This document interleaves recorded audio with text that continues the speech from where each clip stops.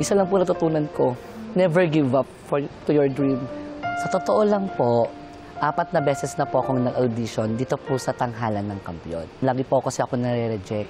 Siguro kulang pa po ako sa practice, kulang pa po ako sa pag-ensayo. Pinanood ko po yung mga sumasalang po sa Tanghalan ng Kampiyon. Kasi doon ko po nakikita, nagkakaroon po ako ng motivation sa sarili ko na dapat ganito yung gawin ko.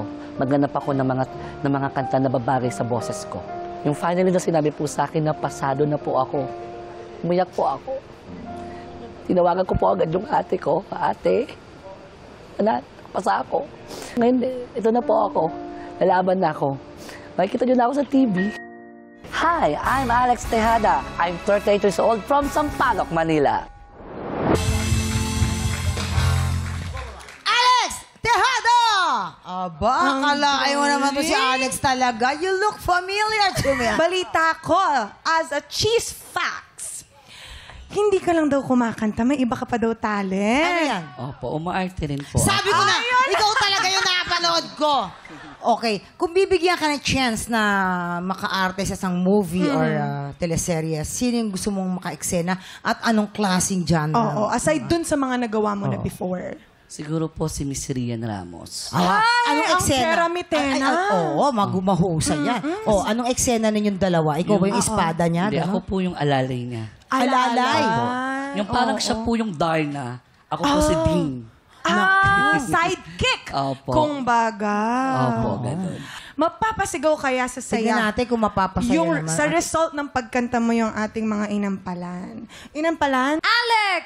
Taas ha? Ay, sumigaw. gustong-gusto ko yung texture ng voice mo. May pagka-paos na style. Maganda siya sa tenga. May napansin lang ako pag kumakanta, especially doon sa mga last note, wag mo lang siya putulin agad. Like, isustain mo muna siya, tas mag-end ng maayos. Kasi parang ang nangyayari, parang bitin doon sa nag-iisa. Doon sa second verse. Nakuha mo yung tamang emosyon na parang in love, napasmile ako sa performance mo. Thank you po. Yung high notes lang, careful. Sana mas supple, mas sure.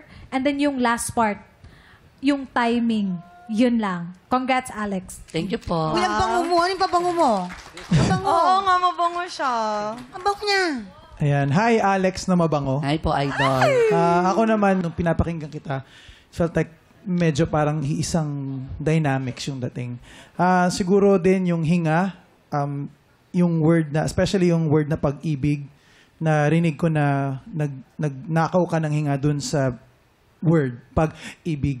So, make sure na yung paghinga, well-placed din siya. Merong mga spots na pwede kang magnakaw ng hinga para hindi maputol yung para hindi magtunog, nawawala yung sense ng line pag huminga ka dun sa words. So, yun lang. Thank you po. Eto na. Alamin na natin ang stars na ibibigay sa'yo natin mga inampalan. Alex, ito ang stars ko for you.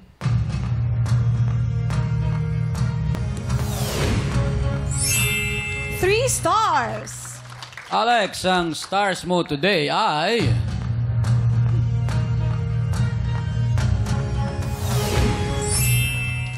Two stars. Kuya Kim? Maraming salamat. Mamaya na po natin ipapakita ang mga scores ni Daryl. Si Kenneth Boy meron pong 6 stars. Si Alex naman ay may 5 stars. Alamin natin mamaya kung sino kalahok ang hahamon sa ating kampyon. Pero bago yan, tuloy-tuloy pa rin po ang paghahanap namin ng mga Pilipinong may pusong kampyon. Yayain ang lahat ng kamag-anak at kaibigan yung palaban sa kantahan at mag-audition na. Please watch this.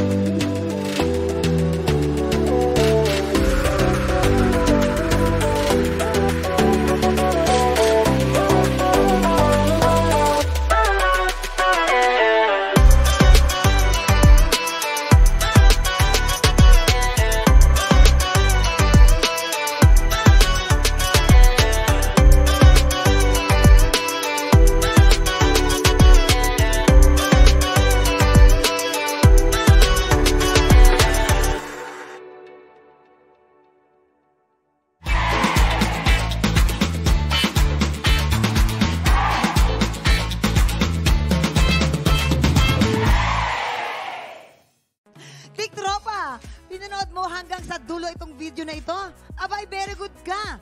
For more happy time, watch more TikTok Lock videos on our official social media pages and subscribe to GMA Network official YouTube channel.